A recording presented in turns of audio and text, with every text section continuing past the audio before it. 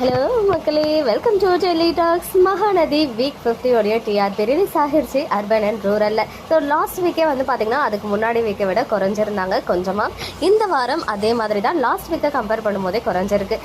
Last week 4.47 இருந்தாங்க. இந்த வாரம் 4.27 ஸ்கோர் பண்ணி ஒரு 0.2 வந்து குறைஞ்சிருக்கு டிஆர்பி வைஸ்.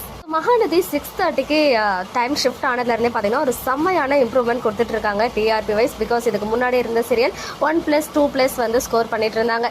பட் மகாநதி வந்து எடுத்ததுமே 3+, அப்புறம் வந்து 4+க்கே வந்தாங்க.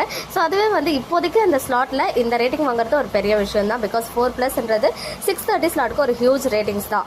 பட் கம்பேரிட்டிவ்லி பார்க்கும்போது எவ்ரி வீக் இன்க்ரீஸ் ஆகிட்டே வந்த சீரியல் சடனாக இந்த 2 வாரமாக வந்து குறைஞ்சிக்கிட்டே வராங்க. ஏன்னா 4.9 ஒரு பிளாக் பஸ்டர் ரேட்டிங் வீக் 48ல ஸ்கோர் பண்ணியிருந்தாங்க.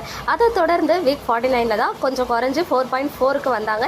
இப்போ இன்னும் குறைஞ்சி 4.2. இதுக்கான மெயின் ரீசன் அந்த ஸ்டோரி தான். ஏன்னா கொஞ்சம் ட்ராக் பண்ணியிருந்தாங்க லாஸ்ட் வீக், நமக்கு தெரிஞ்ச விஷயம். இந்த வாரம் அதை விட ட்ராக் ஆகிருக்கு. ஸோ கண்டிப்பாக அடுத்த வாரமே டிஆர்பி பாதிக்கும் அப்படின்னு தான் நான் நினைக்கிறேன்.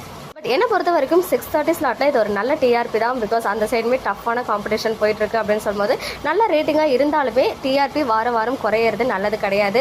அதுக்கு மெயின் ரீசன் ஸ்டோரி லைனாக தான் நான் பார்க்குறேன். ஸோ பார்ப்போம், டிஆர்பியை பார்த்துட்டு ஸ்டோரி வைஸ் ஆர் ஸ்க்ரீன் பிளேயில் ஏதாவது சேஞ்ச் பண்ணுறாங்களா, ஃபாஸ்ட் மூவிங்காக இருக்குமா அப்படின்னு சொல்லிட்டு. ஓகே மக்களே, நெக்ஸ்ட் வீடியோவில் மீட் பண்ணுறேன். எக்ஸ்க்ளூசிவ் அப்டேட்ஸ்க்கு மறக்காம நம்ம யூடியூப் சேனலை சப்ஸ்கிரைப் பண்ணிக்கோங்க.